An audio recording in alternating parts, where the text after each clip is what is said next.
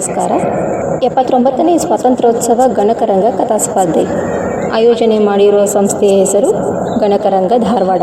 ನನ್ನ ಹೆಸರು ವಿದ್ಯಾಶ್ರೀ ಹಡಪದ್. ಕಿರುಗತೆಯ ಶೀರ್ಷಿಕೆ ಭರವಸೆ.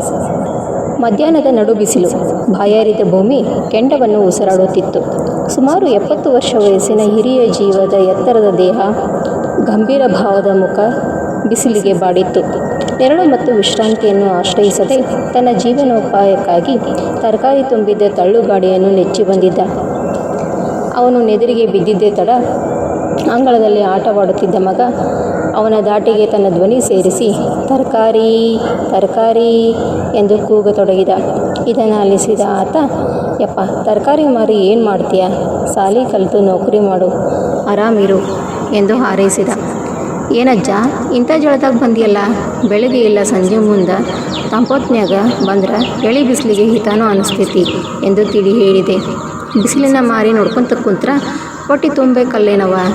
ಈ ಜೀವ ಬಿಸಿಲು, ಮಳೆ, ಗಾಳಿ ಎಲ್ಲನೂ ಸಹಿಸಕ್ಕೆ ಕಲ್ತೈತಿ ಎಂದು ಮೆಲುದನಿಯಾಗ ಎದುರಿಸಿರು ಬಿಟ್ಟ. ಮನೆ ನೆರಳಿಗೆ ಕರೆದು, ಮನೆಯಾಗ ಯಾರೂ ಇಲ್ಲಿ ಏನು ದುಡ್ದು ಹಾಕೋರು ಎಂದೆ. ನಮಗೆ ನಾವ, ಮಕ್ಕಳು, ಸಂಬಂಧಿಕರು, ಬೇರೆಯವರು ಎಷ್ಟು ದಿನ ಆಧಾರವ ಎಂದು ನಕ್ಕ.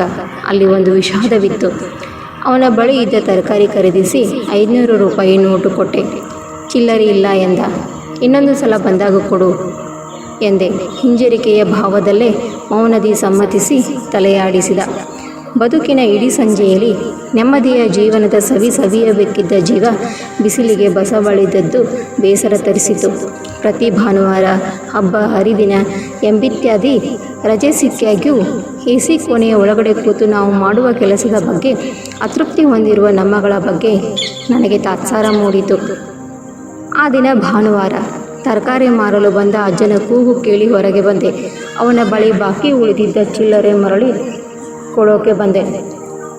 ಇರಲಿ ಬಿಡಜ್ಜ ಎಂದು ಒತ್ತಾಯಿಸಿದರೂ ಮರಳಿ ನೀಡಿದ. ದನಿದ ಜೀವಕ್ಕೆ ನೀರು ಕೊಟ್ಟೆ. ಊಟ ನಿರಾಕರಿಸಿದ. ಅನಿರ್ವಚನೀಯ ಬಾಂಧವ್ಯ ಬೆಳೆಯಿತು. ಮನೆಯಲ್ಲಿ ಯಾರೂ ಇಲ್ಲೇನು ಎಂದು ಮಾತಿಗಿಳಿದೆ. ಕಟ್ಟಿಯ ಮೇಲೆ ಕೂತ ಹಿರಿಜೀವ ತನ್ನ ಜೀವನಾನುಭವ ಮೆಲುಕು ಹಾಕುತ್ತಾ, ಹೆಂಡತಿ ಸತ್ತ 10 ವರ್ಷ ಆತು. ಇದ್ದೊಬ್ಬ ಮಗನಿಗೆ ನನಗೆ ಅಡುಗೆ ಮಾಡಿ ಹಾಕ್ತಾಳಂತ ನಂಬಿ ಮಗಗ ಮದುವೆ ಮಾಡೀನಿ. ಮೊದಲು ಚೆನ್ನಾಗೇ ಇದ್ದ ಸಂಸಾರ ಸೊಸಿ ಕೈಯಾಗ ಸಿಕ್ಕ ಹಳ್ಳ ಹಿಡಿತು. ಒಂದು ಹೊತ್ತಿನ ಊಟ ನೀಡೋಕ್ಕೂ ಬೇಸರ. ನನ್ನ ಬಟ್ಟೆ, ನನ್ನ ತಟ್ಟೆ ನಾನೇ ತೊಳಿತಿದ್ದೆ. ಮಗನೂ ಅವಳಿಗೆ ಎದುರಾಡೋದಿಲ್ಲ. ಅವಳ ಮಾತು ನಂಬಿ ಮಗ ಆದವ ಹೊಲದ ಮೇಲೆ ಸಾಲ ತಗೋತೀನಿ, ಸಹಿ ಮಾಡು ಅಂತ ಕರ್ಕೊಂಡು ಹೋಗಿ ಸಹಿ ಮಾಡಿಸಿದ್ರು. ಆಮೇಲೆ ಗೊತ್ತಾಯ್ತು ನನ್ನ ಹೆಸರಿಗಿದ್ದ ಹೊಲ ಅವ್ರ ಹೆಸರಿಗೆ ಮಾಡಿಸ್ಕೊಂಡಿದ್ದು. ನನಗೆ ಬೇಸರ ಆಗಿದ್ದು 5 ಎಕರೆ ಬದುಕು ಕಿತ್ಕೊಂಡು ಬೇರೆಯವರಿಗೆ ಗುತ್ತಿಗೆ ಕೊಟ್ಟರು. ನಂಗೆ ಕೆಲಸ ಇಲ್ದಂಗಾಗಿ ಅವರಿಗೆ ಹೊರೆ ಆಗಬಾರ್ದು ಅಂತ ಈ ಕೆಲಸ ಮಾಡತೀನಿ. ತಿಂಗಳ ಸರ್ಕಾರದಿಂದ 1200 ಪಗಾರ ಕೊಡ್ತಾರೋ. ವ್ಯಾಪಾರ ಆದಂಗೆ 100, 500 ದುಡಿದು ಜೀವನ ನಡೆಸ್ತೀನಿ ಎಂದು ಬದುಕಿನ ಕಹಿ ಅನುಭವ ಹೊರ ಹಾಕಿದ. ಇನ್ನು ಆಸ್ತಿ ಬಿಡಿಸಿಕೊಡ್ರಿ ಅಂತ ಹೇಳಿ ನೀನು ಕೊಪ್ಪಳಕ್ಕೆ ಹೋಗಿ ಎಸಿ ಆಫೀಸಿಗೆ ಅರ್ಜಿ ಕೊಡು.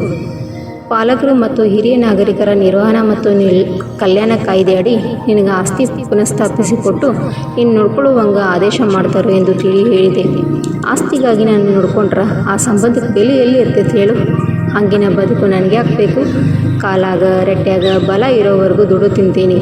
ಇರುವಷ್ಟು ದಿನ, ಇರುವಷ್ಟು ಕ್ಷಣ ನನಗಾಗಿ ಬದುಕ್ತೀನಿ. ಆ ದೇವರು ಬಿಡುಗಡೆ ಕೊಟ್ಟಾಗ ಎದ್ದು ಹೋಗೋದು. ಮಗ ಮತ್ತು ಸೊಸಿ ತಿರುಗೇಡಿಗಳು ನಮಗೆ ಕೆಟ್ಟದ್ದು ಬಯಸಿದ್ರು ನಾವು ತಿಳಿದವರಾಗಿ ಕೆಟ್ಟದ್ದು ಬಯಸಬಾರ್ದು ಎಂದ. ನುಜ್ಜಾದ ಎದೆಯೊಳಗೆ ನೋವಿನ ಪ್ರವಾಹವೇ ಇದ್ದರೂ ಎಲ್ಲ ಸಹಿಸಿ ಎದ್ದು ನಿಂತ. ದಿನವೂ ನುಂಗುತ್ತಿದ್ದ ಕಣ್ಣಹನಿಗಳು ಅವನ ಆಯಸ್ಸನ್ನು, ನೆಮ್ಮದಿಯ ಸವಿಯನ್ನು ಕರಗಿಸುತ್ತಿದ್ದುದು ಸುಳ್ಳಲ್ಲ. ತರಕಾರಿ ತರಕಾರಿ ಎಂದು ಕೂಗುತ್ತಾ ಮತ್ತೆ ತನ್ನ ಬಾಳಿನ ದಾರಿಗೆ ಮರಳಿದ. ಅವನಿಗೆ ಇಡೀ ವಯಸ್ಸಿನಲ್ಲಿ ನೆರವಾಗಬೇಕಾಗಿದ್ದವರು ನೋವಾಗಿ ಕಾಡಿದರು. ಬದುಕನ್ನು ಕಟ್ಟಿಕೊಟ್ಟ ಆ ಕೂಗಿನಲ್ಲಿ ನಿಷ್ಕಲ್ಮಶ ಇತ್ತು, ಭರವಸೆ ಇತ್ತು. ಧನ್ಯವಾದಗಳು.